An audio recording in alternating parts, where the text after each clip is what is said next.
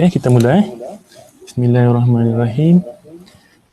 Okey, jadi hari ini kita akan buat contoh soalan yang berkaitan dengan centripetal force, iaitu sebenarnya kita nak masuk subtopik yang paling last, iaitu 6.2.E, iaitu solve problem related to centripetal force for uniform circular motion, tapi untuk kita hanya horizontal circular motion. Jadi walaupun silibus kita horizontal circular motion, saya akan ajar dua kes lagi juga untuk awak lah. Sebab nanti bila awak masuk PhD nanti, boleh ingat balik lah apa yang saya ajar masa PDT ni. Okay, kita hanya horizontal circular motion. Yang macam saya cakap kemarin, kita ada dua lagi kes. Ni horizontal, vertical, dan yang ketiga ialah conical. Saya akan tunjuk semua lah. Okay, jadi saya selalu pesan untuk solve problem related yang berkaitan dengan centripetal force ini, kita kena faham apa itu centripetal force.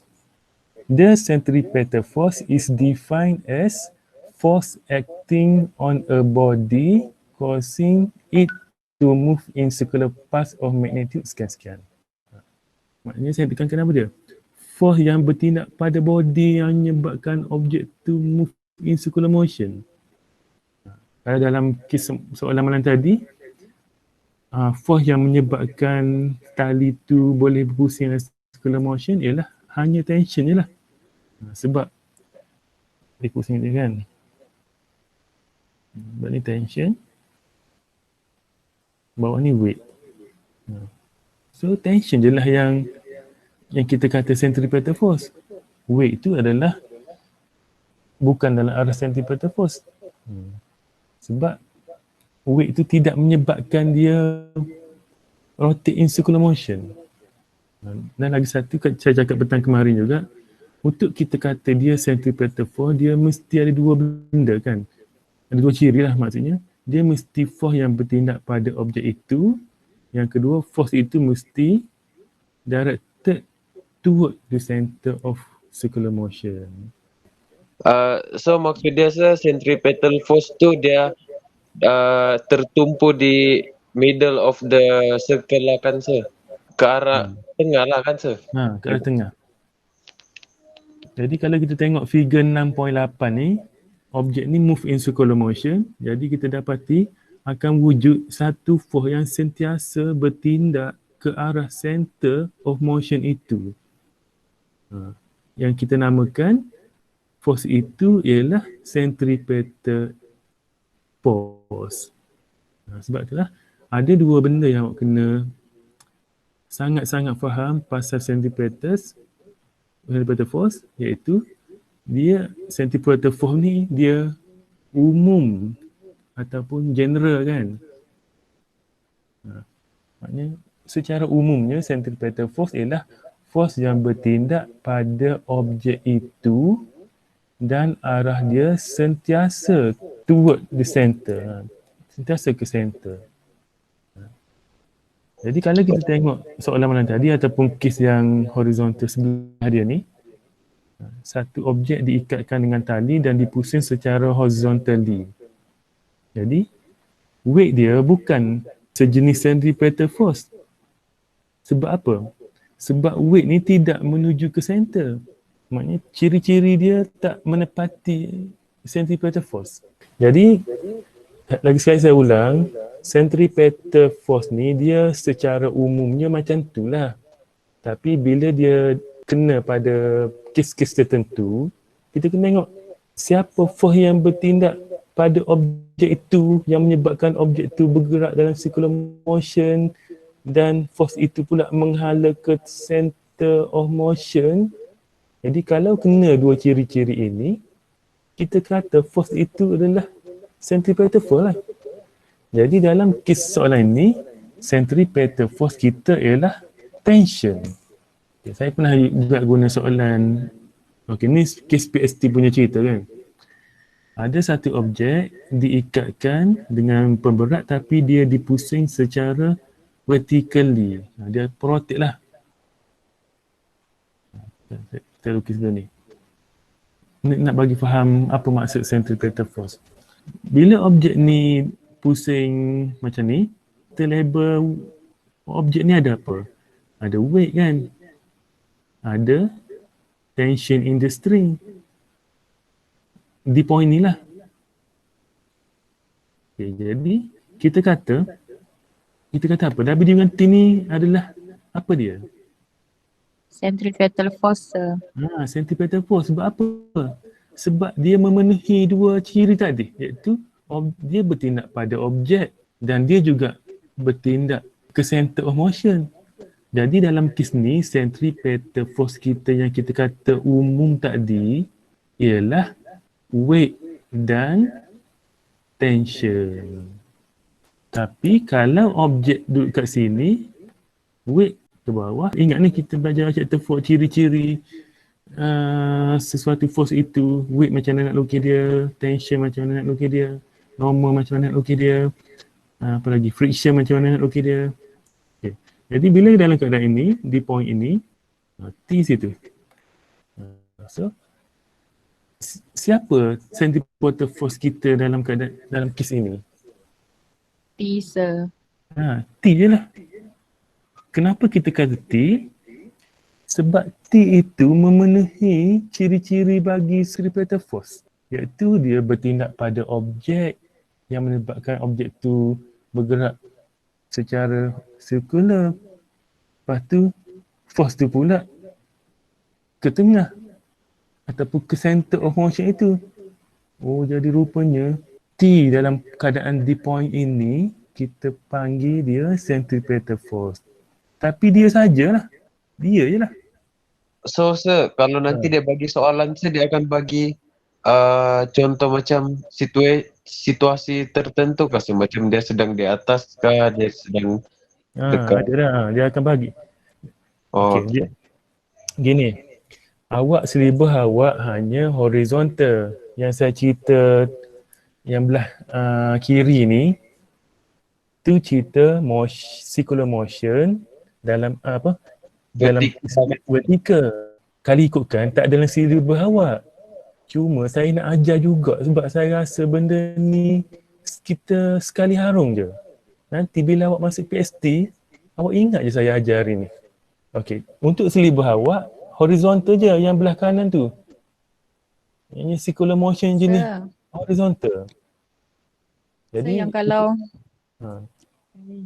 kalau yang selukis sebelah kanan tu, T dia negatif ke? Ada tu ke direction? Ada, nanti kita cerita lepas ni. Sekarang ni fasa pertama ialah untuk mengenali siapakah centripetal force. Nanti arah dia mas yang awak kata kiri positif, kanan positif ke, nanti lepas ni kita cerita. Okay, kita nak belajar mengenali siapa dulu kan. Sebab berdasarkan maklumat di tempat kejadian dia mengatakan orang ni ada ciri-ciri begini. Barulah kita match dengan suspek di tempat kejadian tu lah. Sama ada dia ni centripetal force ke tak. Tapi contoh yang belah kiri tu didapati bahawa W ialah bukan centripetal force. W kan? Bukan.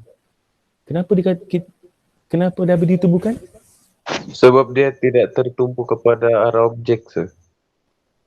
Bukan Dia dia tak bukan tertumpu ke pergi arah objek. center. Dia tidak tertumpu ke arah center. Ya, center sir, center. Okay. Ingat, dia kena sentiasa always directed toward the center. Katakanlah kat bawah ni pula. Kini saya cerita silibus PhD Okey, katalah ada ni, lepas tu kita pun label lah. Okey. Apa yang force yang ada pada point kat bawah ni? W dengan T. Ada weight dia kan? Ada tension. Okey. Sekarang ni di point bawah tu siapa kita punya centripetal force? T dengan W. T dengan W. Tapi bila kita buat gini nanti, kita buat sum of centripetal force equal to MAC, kita akan buat macam ni. T tolak tambah W. negatif W equal to MAC. Kita tak kira di kiri kanan, tapi kita tengok apa dia? Kita tengok arah force itu sama ke tak dengan arah acceleration. Kalau force itu sama dengan arah acceleration, kita akan bagi tanda positif bagi force itu. Okey, macam mana kita tahu arah dia sama dengan arah acceleration? Macam mana kita tahu tension ini sama dengan arah acceleration dan W ini tak sama dengan arah acceleration yang menyebabkan kita kata dia negatif. Tapi T ni kita kata dia positif. Sebab dia tidak menuju ke centripetal force.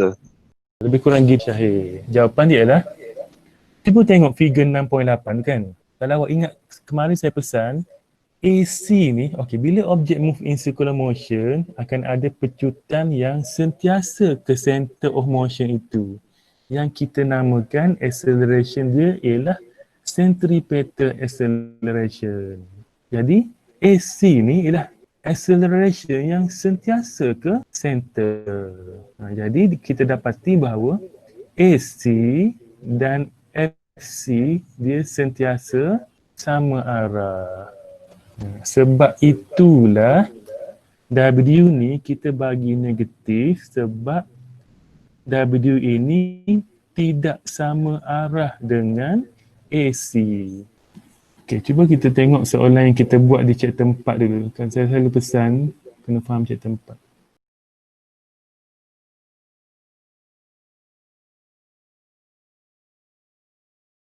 Okey, katakanlah ada objek ini ditarik dengan force F dengan pecutan A. So kalau kita guna total force equal to MA, total force adalah X. So apa jadi? Force tolak friction ke sir? F tambah dengan negative friction sama dengan MA. Memanglah betul lah dia akan jadi F tolak friction. Tapi yang asal dia ginilah. Okey. Soalan saya ialah, kenapa friction ini negatif? Sebab dia bertentangan dengan arah acceleration sir. Bagus. Sebab F ni dia bertentangan dengan arah acceleration. Dan kenapa F ni positif? Sebab dia sama arah dengan Sebab acceleration. dia sama dengan arah acceleration. Jadi sebenarnya kita apply benda yang sama di chapter 6 ini. Kan, bila kita guna total FC equal to MAC, sebenarnya kita buat cerita yang sama dengan chapter 4 ini. Iaitu, apa-apa force yang tidak sama arah dengan AC, kita akan bagi dia tanda negatif. Contohnya dalam kes yang gambar aja tadi, W ni kan tidak sama dengan arah A. Okay. A ke mana? A ke center. A kita bukan A linear, AC. Jadi sebab AC ni tidak sama dengan arah W, kita bagilah dia negatif. Dan T ini dia sama dengan arah A, AC. So kita bagilah dia positif. Sebenarnya kalau awak relate, cerita chapter 6 ini tak berbeza pun dengan cara dia dengan chapter 4. Yang membezakannya ialah cara dia bergerak sahaja. Kalau chapter 4, dia bergerak secara linear. Macam mana kita tahu linear? Sebab A ni lah. Kan sebab A kan nama dia linear acceleration. Ini nama dia centripetal acceleration. Okey, boleh? Boleh sir. Boleh, sir. Saya nak jawab soalan dah nanti. Kita buat sama je maksud. Lagi sekali saya conclusion dia. Force, kita buat conclusion chapter 4 dulu kan. Force yang tidak sama arah dengan arah linear acceleration, kita akan bagi negatif simbol untuk force itu. Dalam kes ni friction lah. Okay. Berbalik kepada 6, sama juga. force yang tidak sama dengan arah AC, force itu akan jadi negatif. Soalan saya ialah, kenapa di point ini kita tak ambil W? Sebab dia tak ke arah center. Kenapa kita tak buat gini? Kenapa kita tak buat yang ni? Kenapa kita tak buat T tolak W sama dengan MA square? MAC.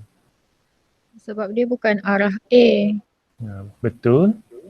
Ataupun kita kata W ni bukan centripetal force.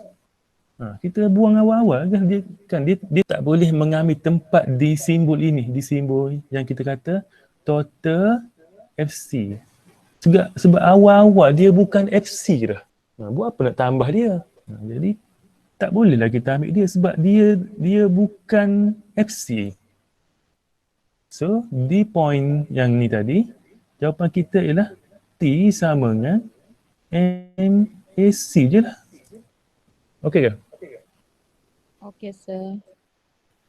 Okey, satu lagi point. Kalau di atas ni, yang di atas, kita kata apa?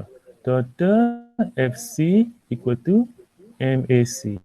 T tambah dengan W sama dengan, bagus. MAC. Kenapa T dengan W? Sebab dia Sebab centripetal W tu- force. Sebab T dan W adalah sejenis centripetal force. Jadi sebenarnya kita tak ada benda yang kita nak hafal. Yang kita kena faham ialah kita kena kenal siapakah centripetal force dalam soalan kita itu ikut keadaan dia. Sebab tu saya kata tak kira kes mana, horizontal ke, vertical ke, conical ke, yang awak kena faham ialah what is centripetal force. Okay, boleh? Okay, so last sebelum kita jawab soalan lain lagi. Okay, saya nak tanya juga gambar raja chapter 4. Okay, kenapa kita tak buat gini? Okay, ada N kan, normal force, ada weight. Kenapa kita tak buat gini? F tolak friction tambah N tolak W sama dengan MA. Sebab acceleration tu tak melibatkan N sama negatif W tu sir. Weight tu sir. Kenapa tak boleh pakai? Sebab arah dia. Itulah sebenarnya. Maksudnya, poinnya ialah kita mana boleh melakukan sum kan, sebab force ialah vektor kuantiti. Bila vektor, mana kita boleh lakukan sum untuk arah yang berbeza. Kita hanya sumkan semua force yang dalam arah X sahajalah. Mana kita boleh campur X dan Y sekali. Kita asinglah. X lah. Y lah. Kalau kita buat Y, kalau kita total FY, dia kena 0 kan. Jadi akan jadi N tambah dengan negatif W equal to 0. Inilah yang betul. Sebabnya kita asingkan X dan Y. Jadi samalah juga dalam cerita centripetal tadi pun. Kenapa kita tak ambil W? Sebab W itu bukan dalam arah centripetal force. Dia dalam arah apa ni? Y. Dalam arah X ialah FC. Sebenarnya kita buat dua komponen juga, iaitu X dan Y. Cuma dalam kes vertikal ni, Y dia kita tak cerita lah. Kita cerita dalam arah X sahaja. Dan dalam arah X itu pula arah yang berkaitan dengan centripetal force. Arah Y cerita tapi di tempat lain lah. Di poin bawah ni pula. Kan? Ni arah Y. Atas ni pun arah Y. Kalau CP, arah X pula. Okay? Sir, Ya. untuk yang tadi vertical motion tu kan sir. Saya ada satu lagi mau tanya bahasa. Kalau dia di macam mana saya mau describe? Kalau dia dia di point yang di antara Nanti saya tulis label, saya faham kok maksud awak. Saya label sekejap supaya mudah awak tanya. A, B, tak nampak. C, D. Point mana? Kalau dia di antara point B dan C di tengah-tengah tu. Kita kena resolve T dia. Dia jadi yang ada kos-kos lah kan mesin tu. Tapi untuk PST pun dia tak akan tanya di point yang di antara. Dia akan tanya sama ada di A, di B, di C dan di D. Di antara tak. Okey, sir. Okey. Jadi kita sambung lagi. If the centripetal force suddenly stop to act on a body in the circular motion of the body fly off in straight line. Maksudnya apa dia? Kalaulah tiba-tiba katalah tali terputus, bila terputus dia akan jadi macam ni lah. Dia akan pergi macam bergerak dengan linear tangential lah. Nanti kita buktikan. Okay. Tadi kan saya ada cerita pasal walaupun awak tak belajar vertical kalau kita ada tali, kita pusing dia vertically, tak mana kemungkinan tali ni akan putus? Sebenarnya jawapan dia adalah di bawah ni, kemungkinan tali dia akan putus. Nanti kita akan buktikan melalui calculation. Jadi, lagi sekali, ni cerita vertical dan awak tak belajar dalam PDT. Awak hanya belajar horizontal je.